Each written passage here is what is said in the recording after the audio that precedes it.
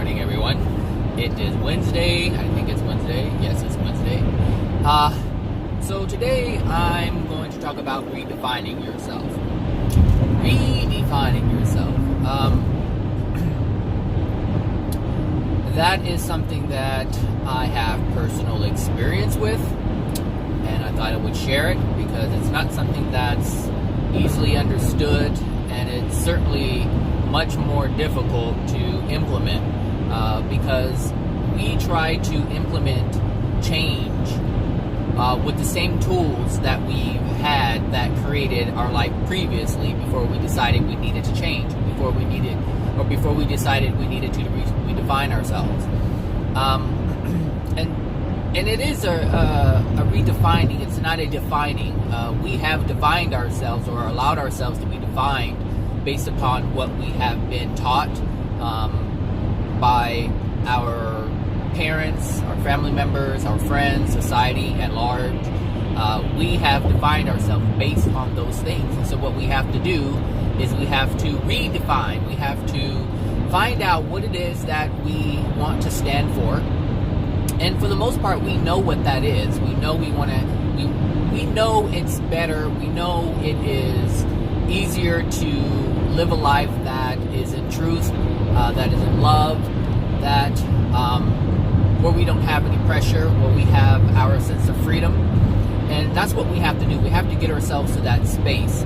And so, I've been mentioning a friend of mine recently in terms of, what he's been going through, and how it's difficult for him to see it's difficult for him to achieve what it is he wants to achieve. Like, he has it in his mind how he wants his life to be, but he doesn't know how to implement that. And the reason why is because he's using all of his old tools that really don't work for things that are different than what he's been experiencing. The tools that he has in his toolbox, that's all that he has. And that's why his life has been defined as it has been.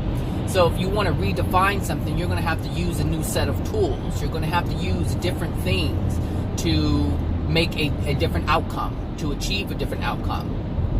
And part of that is stepping back and actually realizing what it is that defined you in the first place. We have to acknowledge this, because if those things are still present, then those things are going to continue to define you in the same manner, in the same way. Your outcome is going to be the same, meaning your suffering is going to be the same, your pain is going to be the same, your experiences are going to be the same. And so we have to change it. And I've done a lot of changes, and my life is completely different than it was even 5 years ago, and a lot of it has been because I let go of what I wanted. And it's not, our wants, we have to understand what these are, because a lot of the things that we want, we prevent ourselves from having, and the things that we want, we can't get from what we're trying to get it from.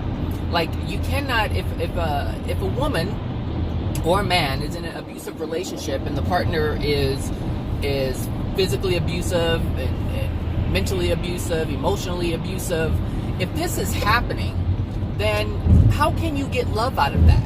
You can't. And how can you get juice out of milk? You can't. So you're expecting something from someone who can't deliver what you're expecting. And this is why we live in pain, in constant pain. Like, if you're in a marriage or in any kind of relationship and you're not getting what you desire from that person, that's because that person can't give it to you. And your frustration is coming from you still expecting what you're not going to get. Well, at least in that moment anyway. They have to change, and you don't have any control over that. And we want people to change. We want people to act differently so that we feel more comfortable, but that's control. And we have to acknowledge their free will to be assholes if they want to be an asshole. But we have to love ourselves enough to know, hey, look, I know you're an asshole.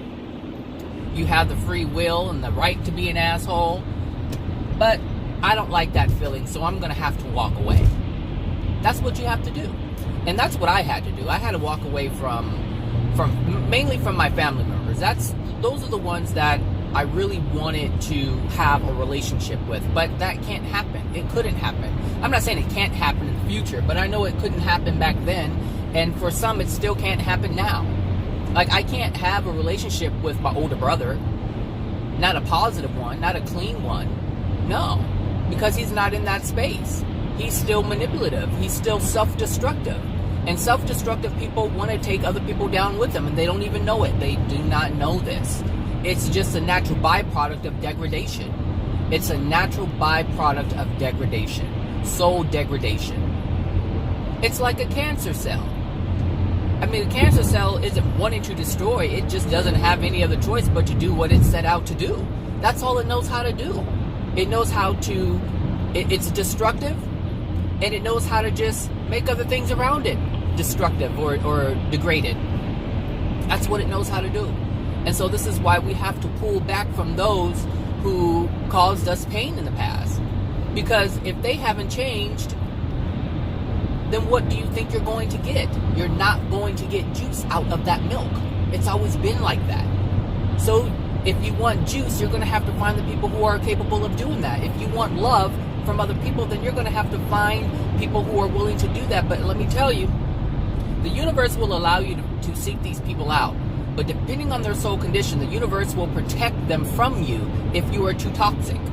You may have a desire to be around loving people, and so you will be exposed to loving people. Loving people will come around you just to show you that it does exist, just to show you that it's possible, just to show you that all people aren't assholes, just to show you that people are not all users, they're not all manipulative, they're not all going to take advantage of you. The universe will present these people to you. But understand, if their love is if they have love within themselves, they will remove themselves from you. They will do that. The universe will allow this to happen, and they will not be punished for it. Now, you may feel abandoned, but understand that it wasn't abandonment. And if you do see it that way, understand that you created it. Your toxicity created the environment for them to say, hey, I can't be here anymore. But they were there long enough to show you that it exists, and so it's up to you to find out or to see that, hey, people can treat me in a nice, positive manner. But if you keep acting a fool, they will leave.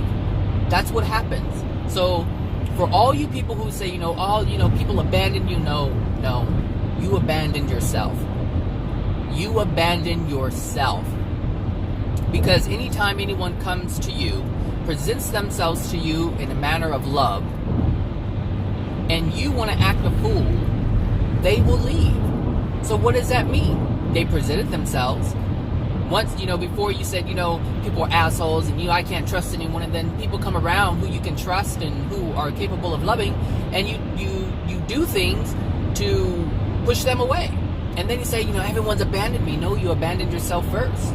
You told yourself in some way, shape, or form that people are like this, and you treated them like they were a bad person when they weren't. And so they had to do what they had to do.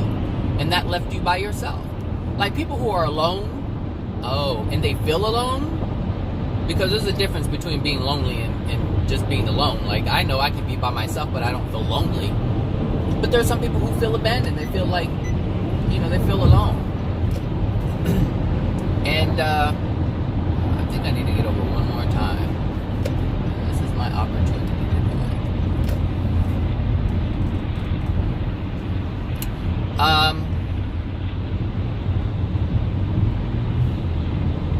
it. Yeah, I forgot what I was just saying. Anyway,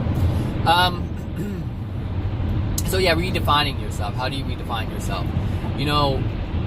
If things are swirling around, and they pretty much are in your life, it just happens. Things are swirling around, and it's rare for someone to just not have interactions with people on a regular basis. But for the most part, people have a lot of things going on. They're trying to do this, they're trying to do that, and it's just a lot of things swirling around.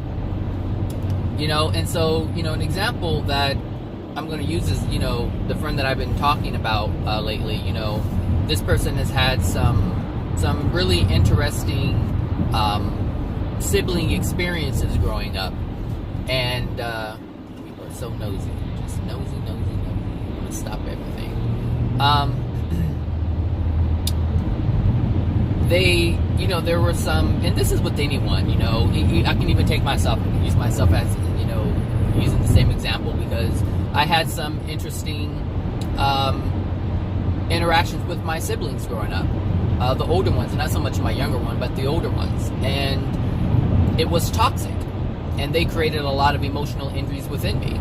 And when I was younger, I grew up with this idea of family, what family was supposed to be. You know, you're supposed to stick together, you know, and so I thought we had, no matter what, we had to be together, meaning we had to, you know, support one another.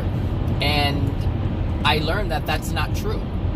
We support those who are loving. You can't support those who are unloving to us, to ourselves. We can't do that, because if we do that, we sustain the pain. We sustain the pain. And so if you want to redefine yourself, you have to pull back from the things that harmed you. And you have to think about it, feel about it, sit with it, and release whatever needs to be released. It's difficult to acknowledge what someone has done to you when you're still approving love, or you're still attempting to receive love or approval. That's what I was looking for. You're still looking for approval from those people. You know, if they rejected you as a child in any way, shape, or form, and now as an adult, you're injured with all these emotional injuries. The injuries are still there, but here's the thing, you know, when you're a child, especially if you're the younger child, but if you're the younger child or the child period, you can't defend yourself.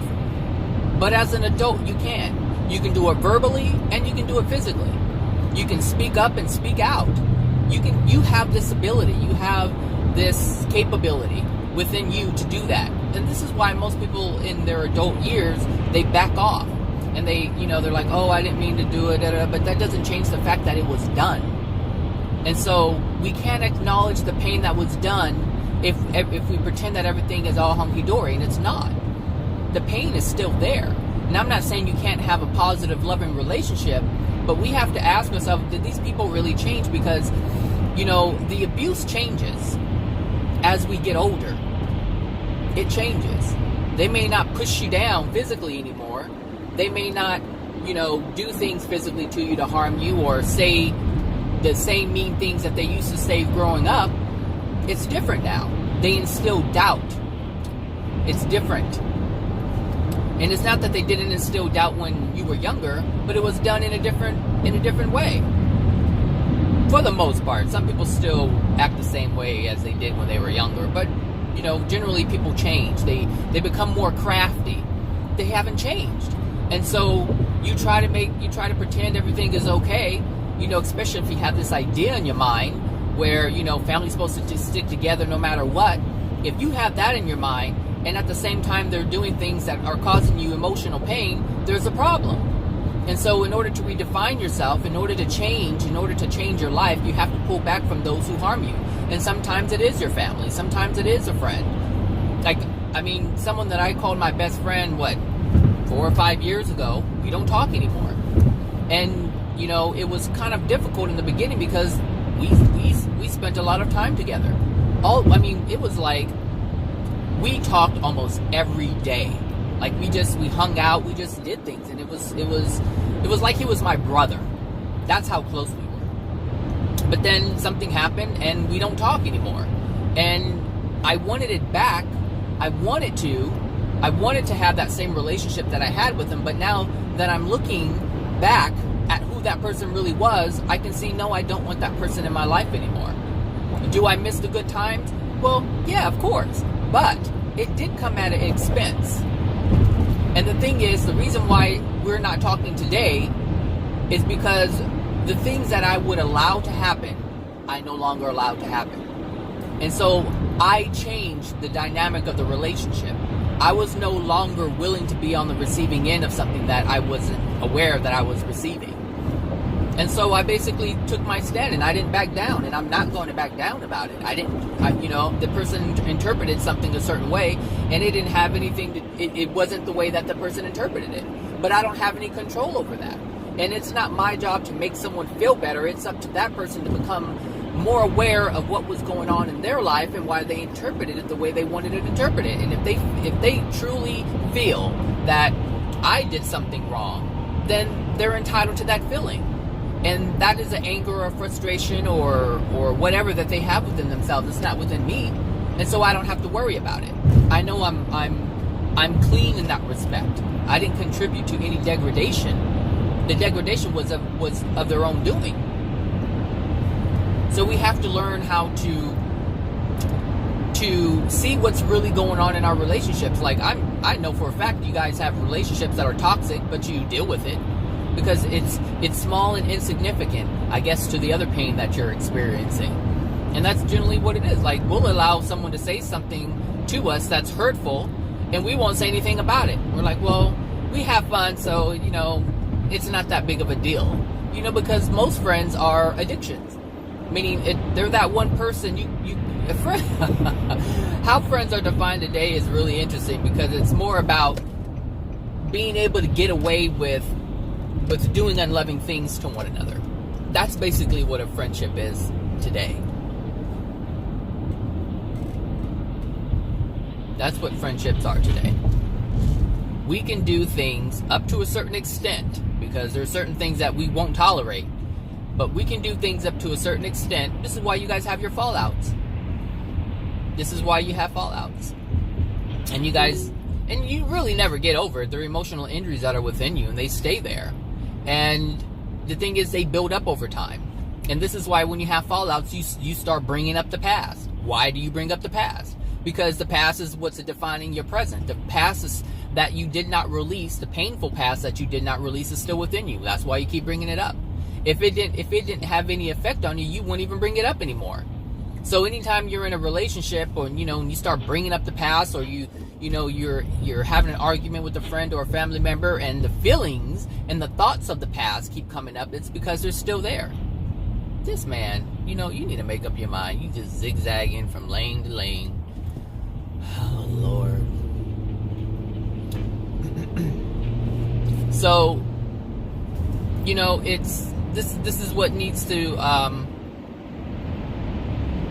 be acknowledged, is that when you have pain, or when you bring up the past, it's because there's pain that's still in your soul. That's what that is.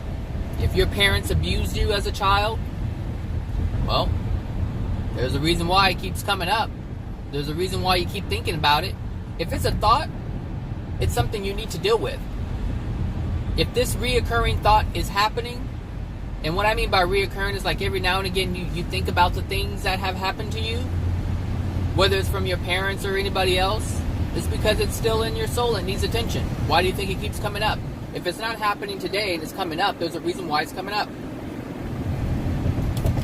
And it's your responsibility to ask yourself and find out what it is. Well, you already know what it is, because the thought and the memory keep coming up. The feelings keep coming up.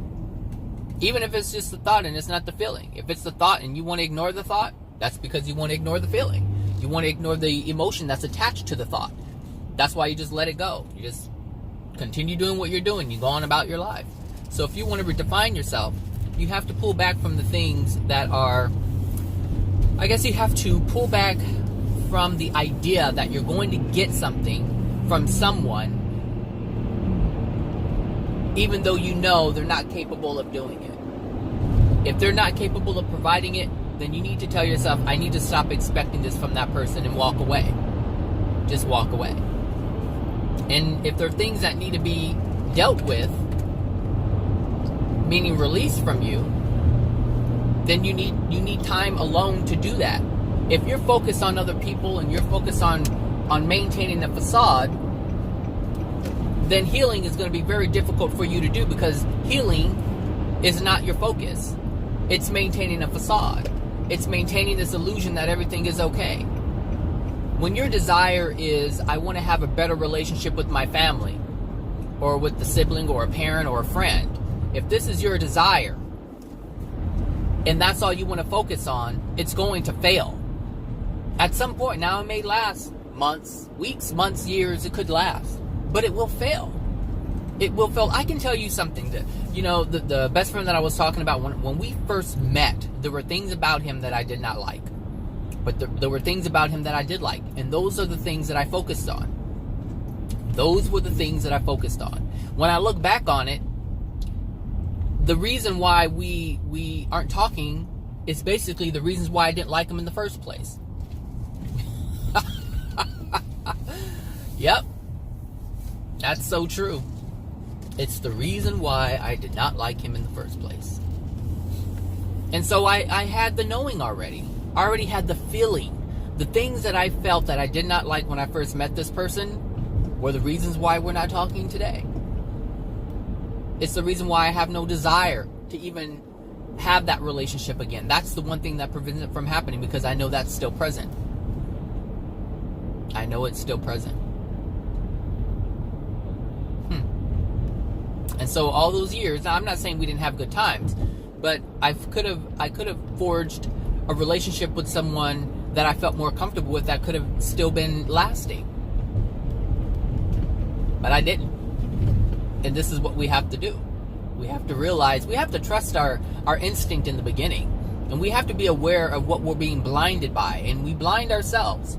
We blind ourselves. This is why we have our regrets, because we're blinded by the things that we want. We see what we don't like, but we ignore it. We ignore it. And then later on, it comes out. Because the truth will always prevail. The truth is always going to come out. So if you are in a relationship, you're dating, if there's something that you cannot stand about someone, I guarantee you that's going to be oh, that was a skunk.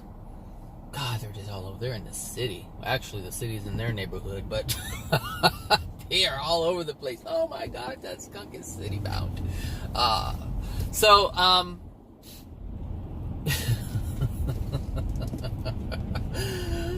That skunk may be ready to make someone's law of attraction a very miserable one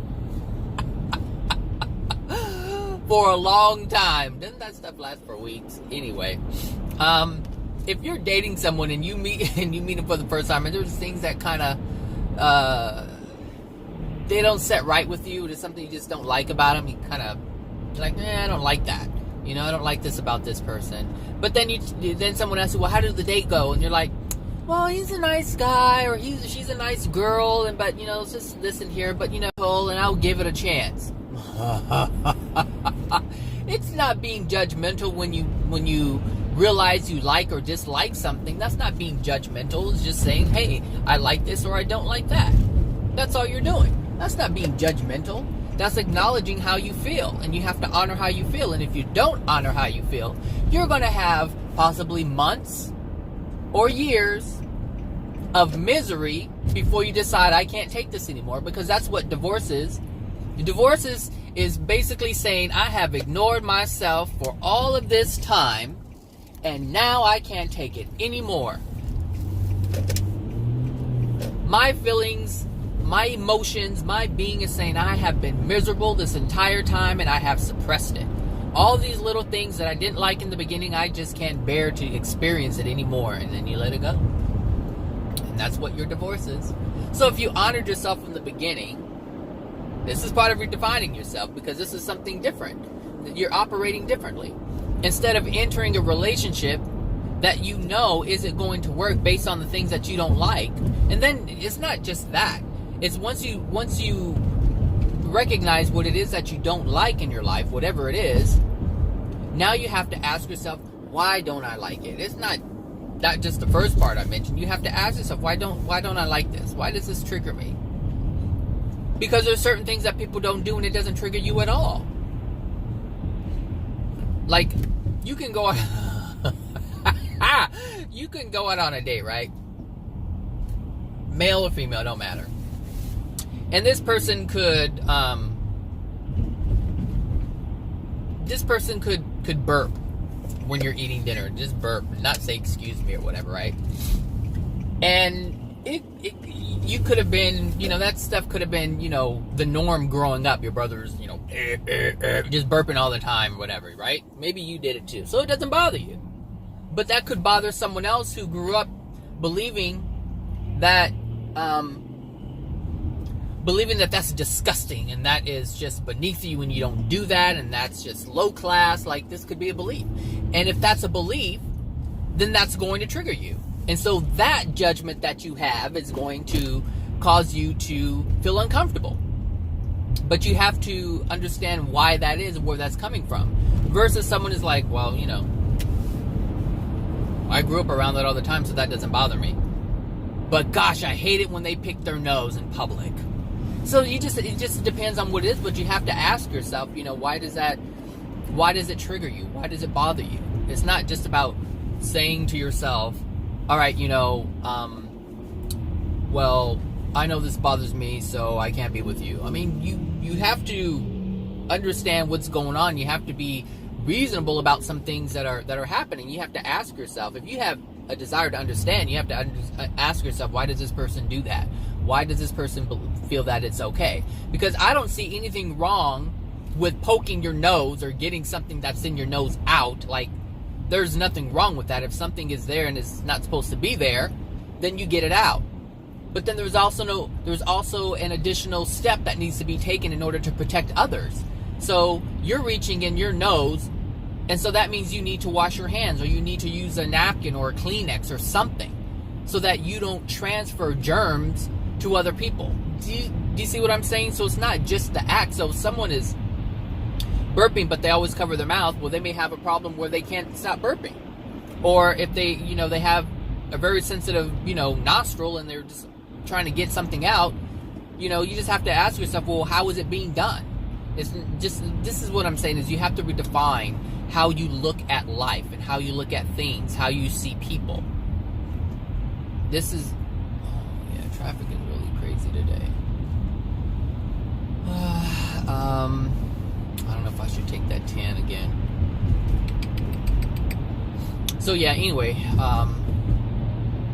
redefining yourself.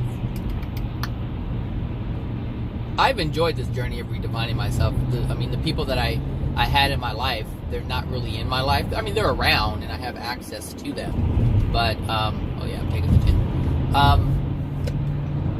But they're not in my everyday life, and so they don't trigger me. And a lot of people don't even call me.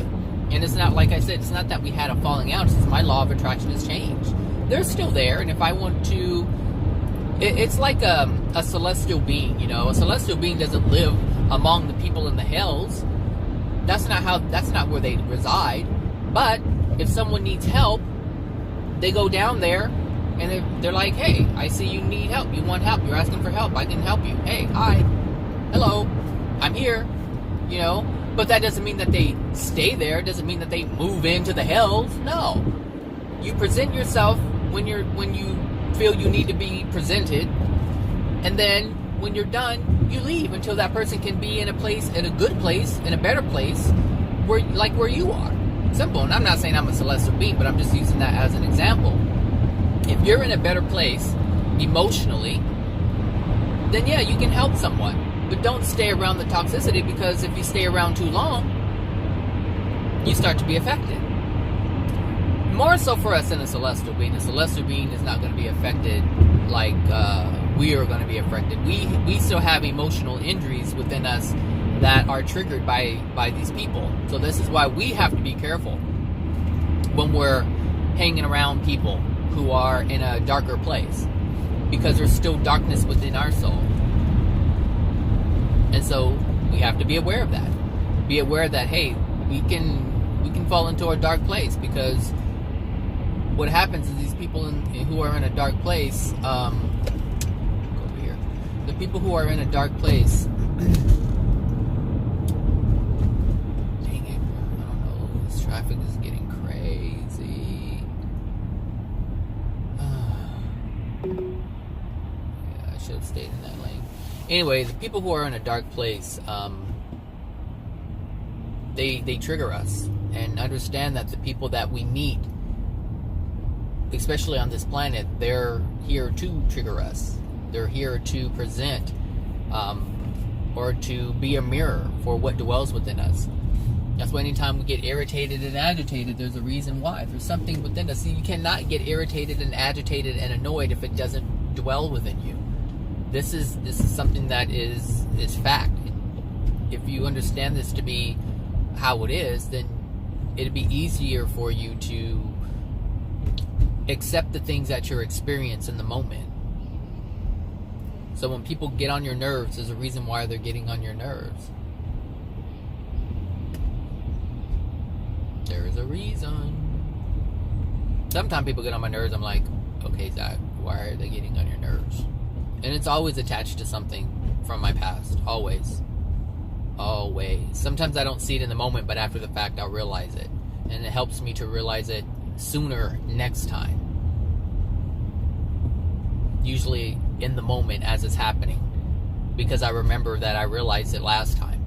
So that's what it's all, that's what being aware is about. Being aware of what's going on. Being aware of how you're feeling. That's what being in alignment with your soul is about. Understanding how you're feeling in the moment.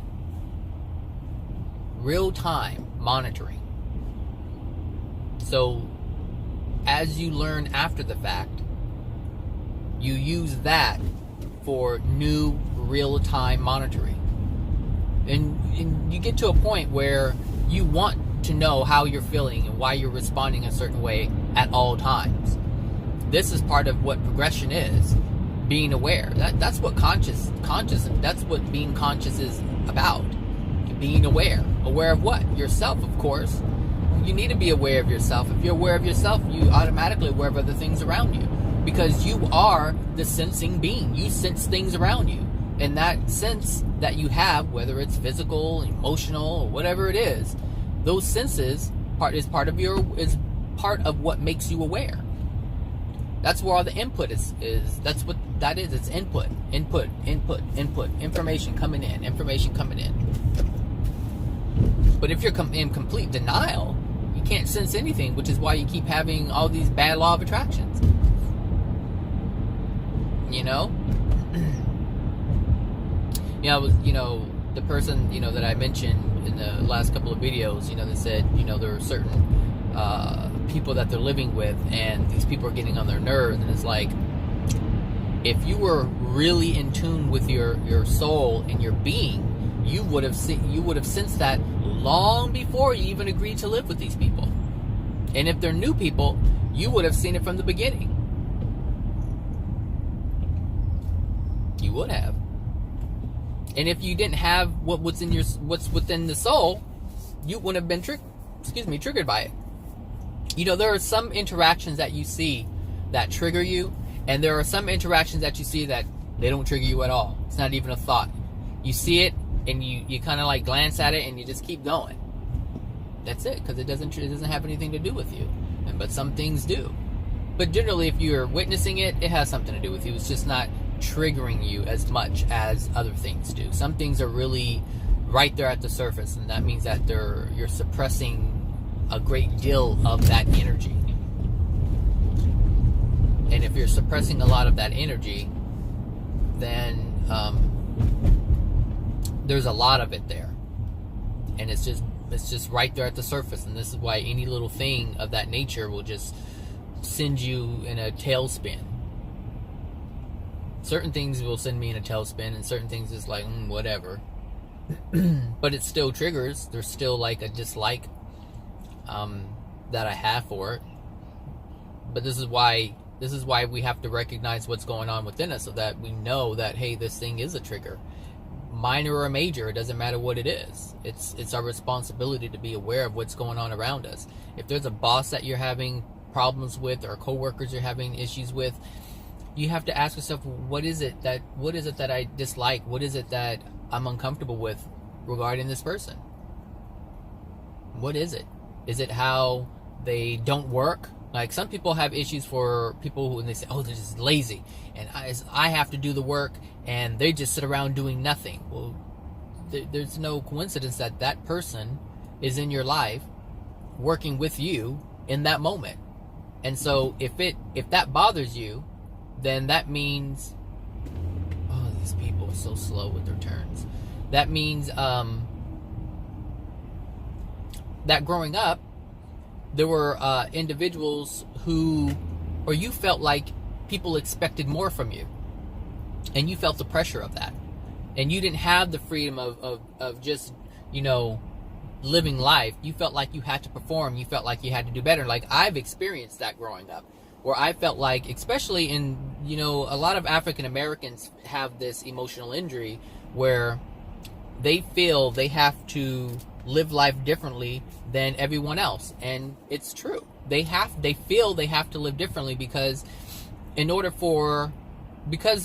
so much hatred from other races. You have to be a certain way in order to be accepted. You can't be who you are and be accepted. This is what, you know, African Americans or black people here in this country face, and even across the world in other areas. They can't just be themselves. They have to be different in order to be accepted. And so there's more pressure put on them because they can't just be free. They have to, or they feel they have to perform differently. They have to live their life differently. They can't be who they are. So whoever they are, whatever that is, culture, customs, it doesn't matter. They have to be different than that in order to be accepted. And that's but that's the real problem. The real problem is their need for acceptance. If they didn't need to be accepted by anyone, and because they were self-accepting, self-loving, they wouldn't need the approval of someone else. And if they don't need the approval of someone else, they don't need to change in order to be approved by the others. It's all about self-love. This is one thing that blacks will do not want to acknowledge. Like, I already know. They don't want to acknowledge that. They don't want to acknowledge that there's something going on within them, that they are the problem. They are the main problem.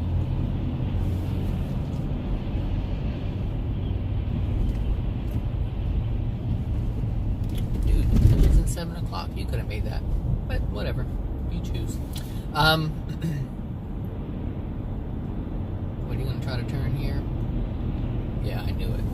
It wasn't even 7 o'clock. You could have made that turn.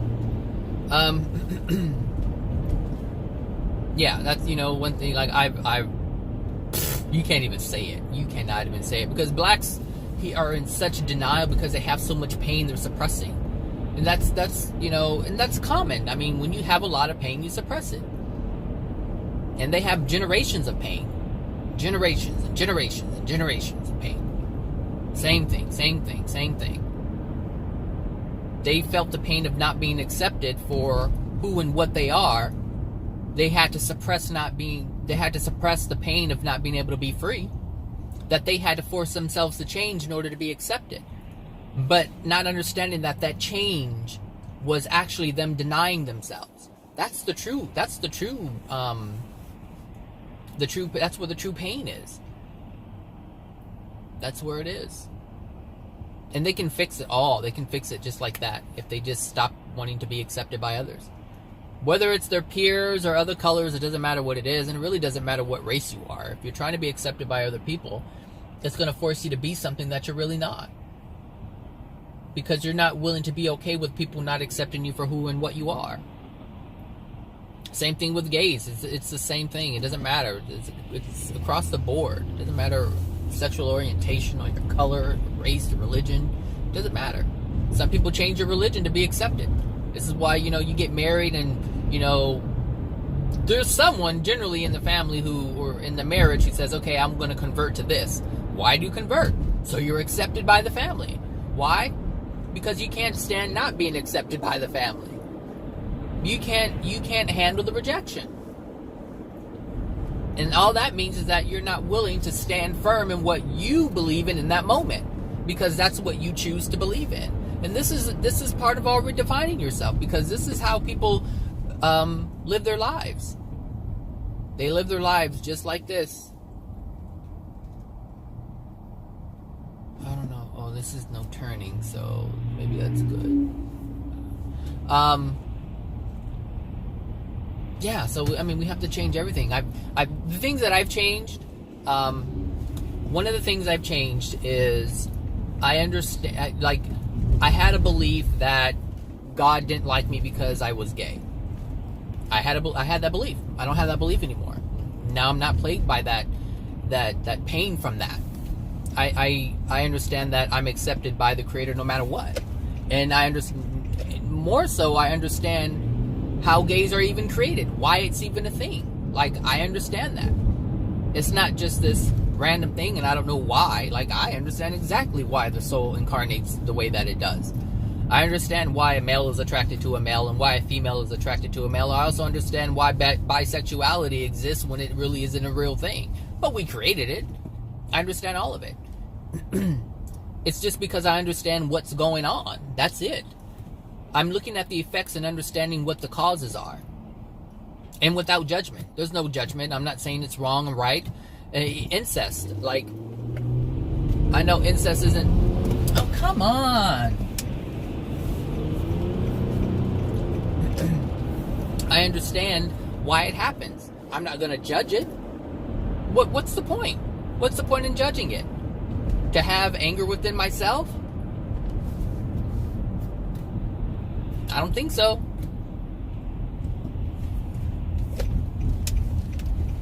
I don't think so at all. Doesn't make any sense. I know it makes sense to people, but I mean, it doesn't make any sense in the long run. Like, in the end, you're just harming yourself. Incest is something that some people are taught. This is what you do. Someone started it. Someone started it.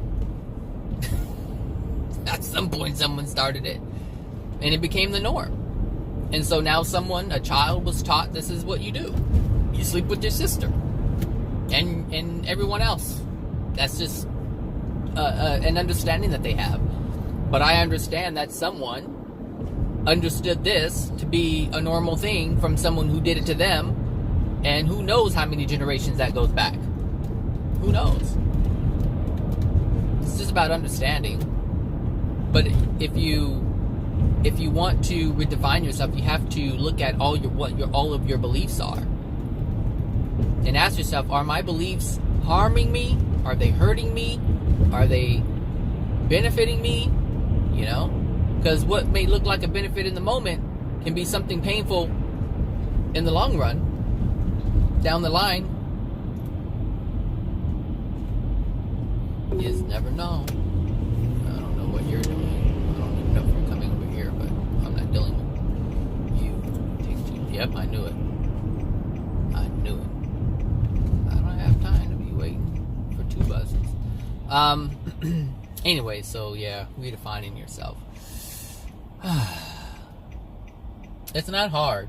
But you really have to have a desire. Like, you really have to, in order to redefine yourself, you have to be willing to let go. That is the biggest thing that I've learned, is I have had to let go. Whatever I wanted to get, like I said, if I wanted juice and I was asking for juice from milk, I have to realize that I can't get it from that. And I have to be okay with that. And I have to be willing to get juice from somewhere else. So if you're looking for love and acceptance from someone and they're not willing to give that to you, with you being who you choose to be, then you have to accept the fact that you're not going to get it from that person. And you have to move on and be willing to get it from the people who are willing to give it. The people who are capable of giving it. And stop trying to expect something from someone who is not capable of giving that.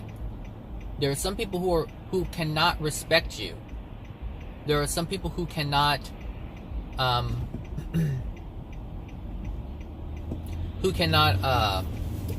treat you in a loving way. There are some people who cannot be around you or others without joking, without putting you or others down. There are some people who just cannot do that. They're not capable.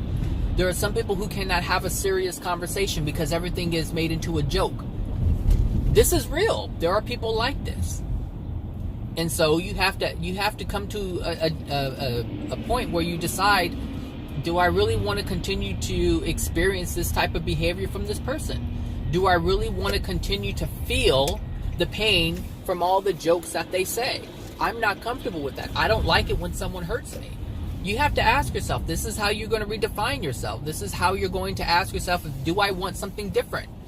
You can't say I want to redefine myself and then stay with the same things. It don't work like that.